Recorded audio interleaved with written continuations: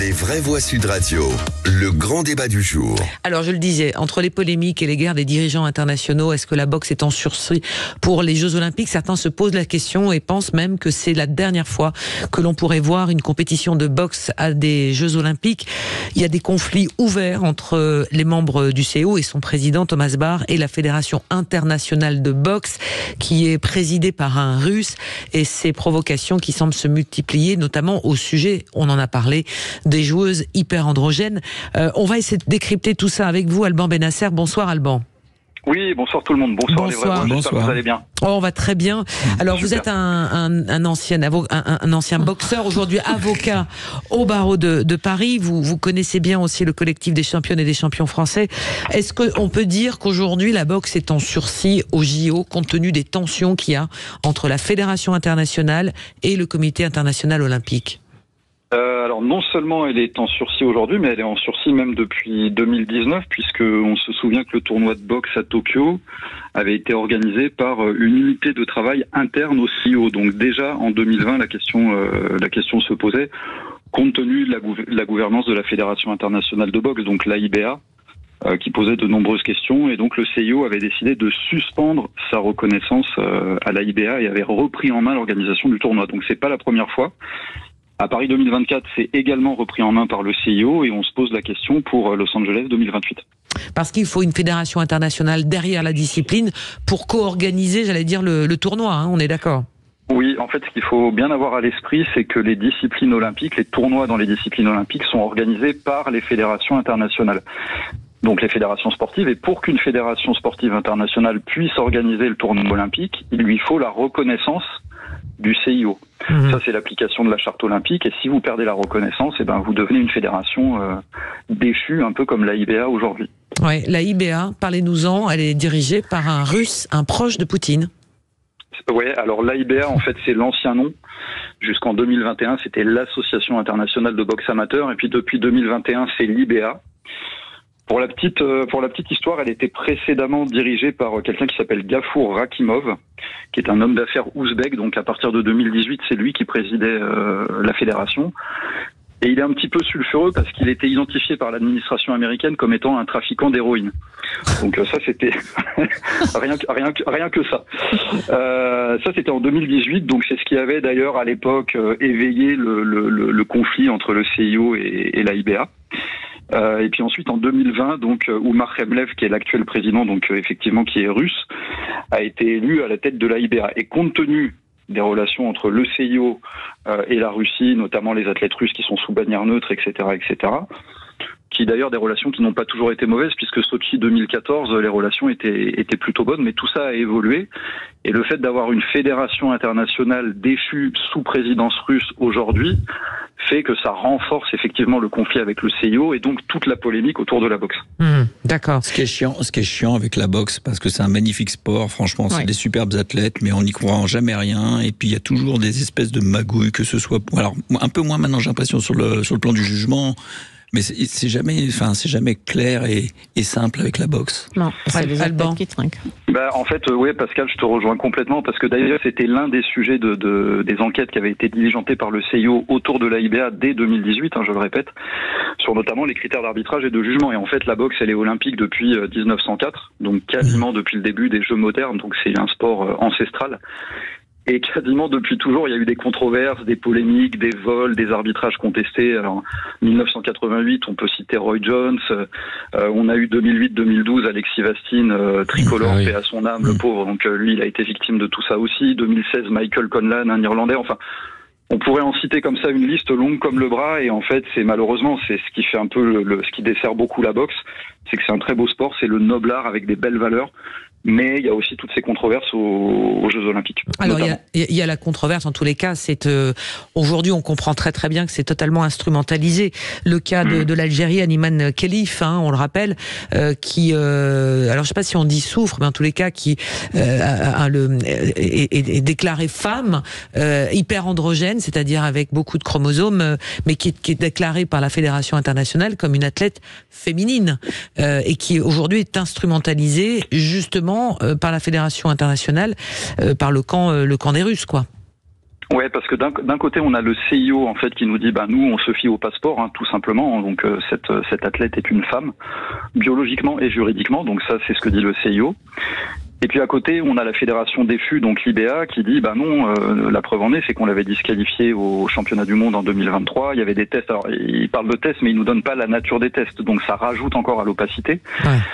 Et évidemment, on comprend bien que compte tenu des enjeux politiques et géopolitiques, tout l'intérêt de l'IBA aujourd'hui, c'est de décrédibiliser l'organisation du tournoi olympique qui a été récupéré par le CIO, même si la question de l'hyperandrogénie est un vrai sujet qui doit être traité. Mais là, il est amplifié, et la pauvre Iman Khelif, qui a beaucoup de mérite, elle se retrouve un peu au milieu de cette polémique, et elle est instrumentalisée, et pour le coup, elle a plutôt un beau mental parce qu'elle s'en sort très très bien.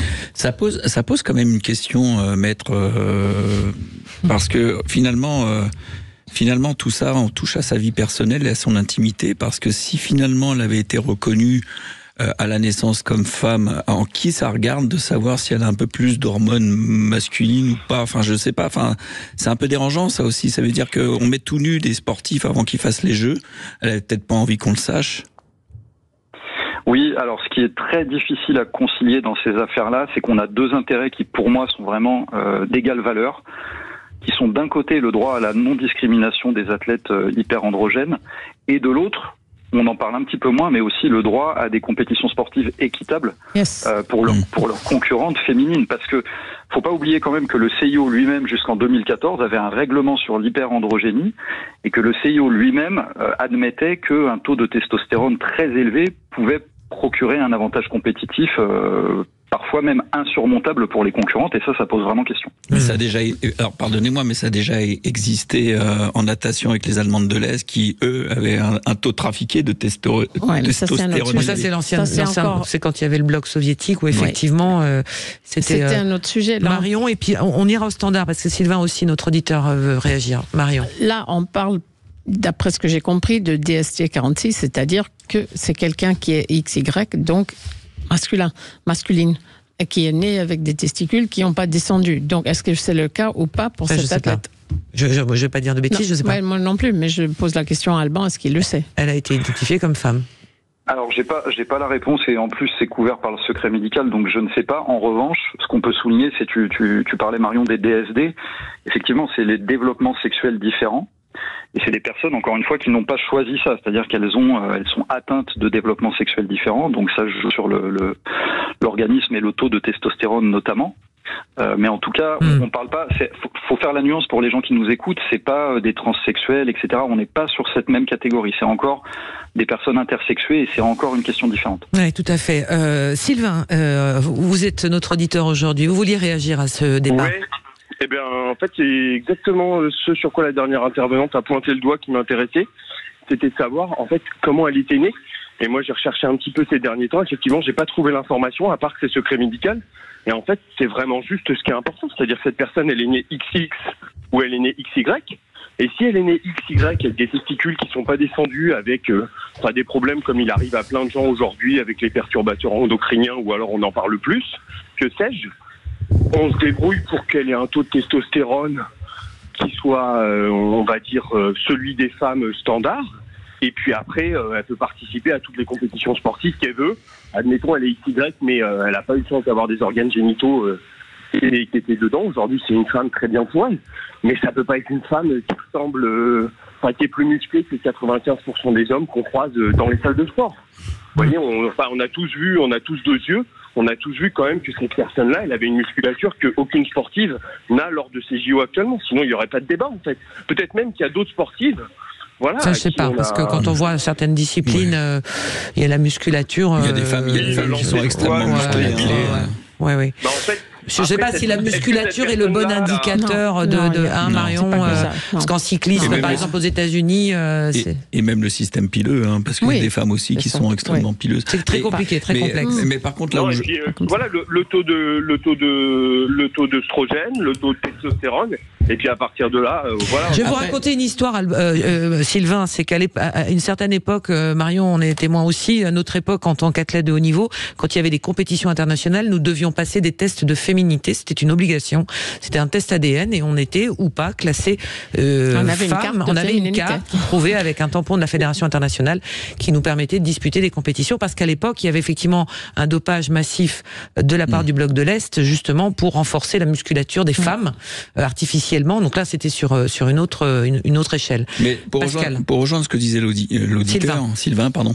En fait, moi, ce que j'arrive pas à comprendre dans notre société actuelle, c'est qu'alors, là-dessus, j'ai un discours qui est très basique. Hein. La nature fait bien les choses. Parfois, alors je dis pas que la nature triche, mais en même temps, elle est hyper carrée, quoi. XY, XX, etc., etc. Donc, à partir du moment où les choses sont naturelles, je crois qu'il faut s'y fier sans l'interpréter après, parce qu'on interprète de plus en plus de choses. Ouais. Alban, alors moi j'avais une question aussi par rapport à ça. Est-ce que dans ce dossier qu'on ne réglera pas ce soir et qui va poser la question et continuera de la poser dans les compétitions, en tous les cas sur cette question de genre, est-ce que finalement la guéguerre entre le CIO, la Fédération internationale de boxe, fait que il y a eu une instrumentalisation de cet athlète et autour de ça, donc alors qu'on aurait eu besoin de clarté et de précision justement sur ce débat? En tout cas, ce qu'on peut penser, c'est que tout l'intérêt de l'IBA, c'est d'alimenter cette discussion. De manière de bonne ou de mauvaise foi d'ailleurs, mais en tout cas, c'est vraiment leur intérêt d'essayer de décrédibiliser l'organisation du tournoi olympique, d'autant plus que depuis le début de l'année 2023, on a une nouvelle fédération internationale qui s'appelle World Boxing, qui a été créée sous l'impulsion notamment des États-Unis. Donc vous voyez d'un côté le bloc américain et de l'autre le bloc russe. Et donc, au milieu de tout ça, on a encore une fois Iman Khelif qui se retrouve, encore une fois, même si le sujet est réel et notre discussion le montre, mais qui se retrouve au milieu des échanges, et c'est un petit peu compliqué. Pour conclure là-dessus, il y a un contentieux emblématique aussi qui est celui de Caster Semenya, qui est une athlète sud-africaine et qui a mené un combat judiciaire depuis de nombreuses années justement sur cette question de l'hyperandrogénie, et il y a eu une audience tout récemment devant la Cour européenne des droits de l'homme. Donc il y a eu une décision de la CEDH dans cette affaire, il y a un recours qui est exercé devant la grande chambre de la CEDH, et évidemment on attend tous impatiemment ce que va dire la grande chambre de la CEDH. Même si, procéduralement, je ne vais pas rentrer dans le détail, mais elle ne va pas se prononcer vraisemblablement sur le fond du dossier. Donc ça pas tout à fait. Voilà. Je rappelle juste pour terminer, clore ce dossier, que le CIO a laissé aux fédérations internationales le soin d'édicter leurs critères pour les catégories féminines. Par exemple, en athlétisme, on se base sur le taux de testostérone pour les disciplines de course entre 400 mètres et le 1000. La World Athletics, c'est la Fédération internationale de natation, s'intéresse plutôt aux chromosomes et demande aux athlètes de les certifier. Le rugby et le cyclisme ont désormais leur propre règlement, mais pour les JO, c'est le CIO qui fixe ses propres règles. Donc chacun a sa propre définition dans ces critères-là, ce qui jette effectivement beaucoup de questions et d'interrogations entre ce qu'on peut appeler équité, égalité, inclusion. Tout ça est un vaste débat. Mon cher Pascal, pour terminer. Oui, c'est juste que je trouve que le CIO fuit un peu toutes ces choses. C'est pareil sur l'âge par exemple sur l'âge des participants des Jeux. Ils prennent pas de décision. C'est une compétition qui regroupe pas mal de sports. Ils pourraient tout à fait dire on fait pas les Jeux avant 15 ans. Là, on a une petite de 11 ans chinoise qui fait les Jeux. Pour moi, devrait faire les JOJ, mais pas les Jeux. On peut pas faire les Jeux avec 4 ans de pratique. Les Jeux, c'est 10 ans, 14 ans de pratique. Voilà.